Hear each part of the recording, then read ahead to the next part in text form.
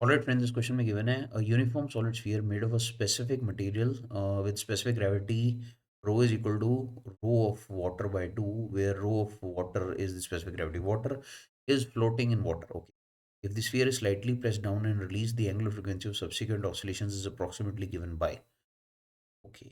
अब अगर आप इस क्वेश्चन को एनालाइज करें, हमें ना डेंसिटीज का रेशियो दे रखा था इनिशियल। तो मान लीजिए ये लिक्विड लेवल है, तो इस लिक्विड लेवल पे ये हमें सॉलिड दे रखा है, इसकी कुछ वॉल्यूम इमर्स्ड है, टोटल वॉल्यूम वी है, इसकी खुद की डेंसिटी रो है, और लिक्विड जो है बाहर उसकी डेंसिटी हमें रो डब्ल्यू गिवन है।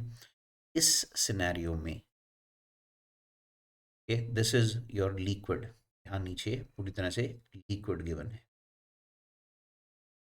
इस केस में अगर मैं आपसे पूछूं कि इमर्स वॉल्यूम हम कैसे निकालेंगे, तो आप कहेंगे पॉइंट फोर्स जो है, पॉइंट फोर्स जो है उसे आप वेट के बराबर कर दीजिए। ठीक है, अपवर्ड डायरेक्शन में इसके ऊपर पॉइंट फोर्स लग रही है इसी स्फीयर पे, और डाउनवर्ड डायरेक्शन में इसके ऊपर वेट लग रहा है एम जी। तो ये दोनों बराबर हैं इनिशियली। तो पॉइंट फोर्स जो होती है वो होती है immersed volume into density of liquid, में रो डब्ल्यू गिवन है, इंटू जी, और weight of the body will be total volume into density of the solid into g. तो यहाँ से देखिए इमर्स्ड वॉल्यूम जो है वो आपके पास total volume into density of solid divided by the density of liquid, ये आ जाती है वैल्यू। और हमें क्वेश्चन में ही गिवन है कि rho is rho of water by two, मतलब अगर आप यहाँ पे इसकी वैल्यू फिल कर देंगे तो this should come out to be V by two, right. आप सिर्फ रो बाय रो डब्ल्यू की वैल्यू यहाँ पे फिल करिए, you should get V by two. तो ये immersed volume initially V by two है। अब ये हमें कैसे काम आएगी, देखिए ये जो हमें स्फीयर गिवन था इसका ना क्रॉस सेक्शन है जो कि बिल्कुल वाटर के लेवल पे ही आ रहा होगा, और ये इसके सेंट्रल क्रॉस सेक्शन की बात हो रही है क्योंकि बिल्कुल आधी तो ये अंदर है लिक्विड के, और आधा जो है ये बाहर होगा। इमर्स वॉल्यूम भी वी बाय टू है, तो अनइमर्स भी वी बाय टू होगी।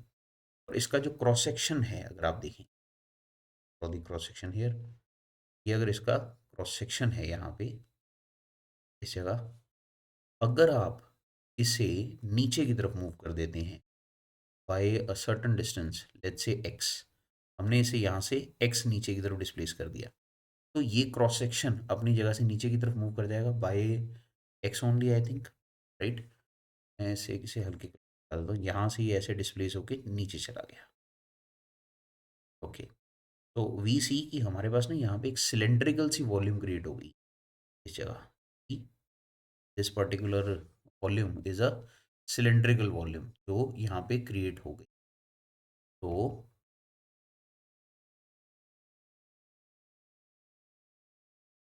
This particular volume of this volume, this is a cylindrical volume जो नीचे की तरफ चली गई है। तो इसकी वजह से होगा क्या, इसकी वजह से ये होगा कि पॉइंट फोर जो है नेट अपवर्ड डायरेक्शन में वो बढ़ जाएगी। मर्स्ट वॉल्यूम आपने बढ़ा दी, राइट। पहले वी बाई टू थी इनिशियली, अब वी बाई टू नहीं रही, इमर्स वॉल्यूम बढ़ गई, बट एक्स बहुत छोटा दिया गया, this X is very very small, this is given to us, ये एक्स बहुत छोटा है। तो अगर आप इसका रेडियस आर कंसिडर कर लेते हैं तो आई थिंक ये जो इमर्स वॉल्यूम एक्स्ट्रा है हमारे पास, e i dash, this should be pi are square multiplied by x, simply ये लिखी जा सकती है। ऑफ कोर्स इस बॉडी पे डाउनवर्ड डायरेक्शन में एम जी लग रही थी। अब मैं अगर आपसे ये जानना चाहूँ कि इस पे नेट फोर्स जो है अपवर्ड डायरेक्शन में रिस्टोरिंग फोर्स वो कितनी लग रही है, तो आप कहेंगे कि जी पॉइंट फोर्स ज़्यादा है और एम जी कम है, तो इन दोनों का डिफरेंस जो है वो नेट फोर्स होनी चाहिए अपवर्ड डायरेक्शन में। तो पॉइंट फोर्स जो है वो है इनिशियल जो इमर्स वॉल्यूम थी that was v by two, plus जो एक्स्ट्रा इमर्स हो गई that is v i dash, this into density of liquid to g, और इसमें से आप वेट को माइनस कर देंगे। अगर आप इसको ओपन अप करते हैं तो आपके पास ये वैल्यू आती है, this is V by two into density water into ji, and this in plus जो वी इमर्स थी extra that is pi are square X into density water into G minus M G. तो मैं इसे ऐसे लिख देता हूँ यहाँ पे, let me shift it somewhere, this is V FR value this, then right this minus M. अब ये जो हमारे पास एक्सप्रेशन आया है, इस एक्सप्रेशन में आपको ना दो वैल्यूज इक्वल दिख रही हैं। वो कौन सी हैं? देखिए, वी इनिशियल जो इमर्स हुई थी into density of liquid into g, a m g के बराबर थी ना, right? Initial 1 force m g के बराबर थी। तो ये फैक्टर सेम है, राइट? ये फैक्टर अगर आप लेफ्ट हैंड साइड पे देखेंगे, V/2 rho of water into g, यही तो है वी इमर्स्ड पहले वाली जो है V/2, ये वाली जो वैल्यू है इंटू रो इंटू जी, और ये एम जी के बराबर थी, तो ये दोनों कैंसिल हो जाएंगे। तो इवेंचुअली सॉल्व करने पे आपके पास ये फैक्टर आ जाएगा pi are square into density of water, मैं कॉन्स्टेंट्स पहले लिख देता हूँ, into ji, and this value multiplied by x. Clearly आपको ये दिख रहा है कि ये वैल्यू आ रही है some constant into X. Hooke's law of होता हुआ दिख रहा है। मैंने माइनस साइन इसलिए नहीं लगाया क्योंकि मैंने वेक्टोरिकली नहीं लिखा है इसे, ठीक है? मैंने सिर्फ मैग्नीट्यूड लिखा है नेट फोर्स का। अगर आप एफ के ऊपर, एफ आर के ऊपर वेक्टर का साइन लगाएंगे तो यहाँ एक्स के ऊपर भी वेक्टर का साइन पड़ेगा। एनी हाउ हमारे पास हुक्स लॉ वे होता हुआ दिख गया हमें, तो therefore the motion here is simple harmonic motion, right?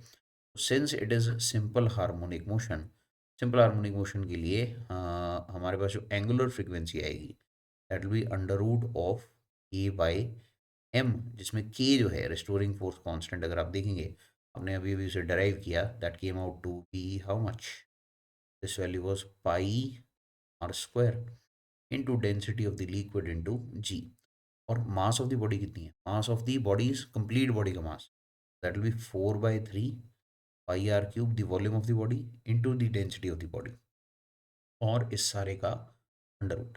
तो आप इसे सॉल्व करेंगे तो आपके पास आई थिंक न्यूमरेटर में ये पाई से पाई कट गया, आपके पास आर क्यूब से आर स्क्वायर भी कटा, तो ऊपर एक जी बच रहा है, 3 भी ऊपर जा रहा है, 4 भी ऊपर जा रहा है, and then you are getting G by R, and then there is a factor density of water by density of solid, जो कि इनफैक्ट आपके पास 2 आएगा। ये उल्टा है ना, ये density of what do you call water by density of solid, yes, इसी से रीअरेंज कर लें आप। अगर इस फॉर्मूले से आप रीअरेंज करेंगे ये वैल्यू 2 आएगी, तो ये अगर 2 ऊपर लिखते हैं, 2 से 4 कैंसिल हो जाएगा, आपके पास value i 2, and then it's under root, और ये हमें फर्स्ट ही ऑप्शन में गिवन है। Correct answer to this question is your option A.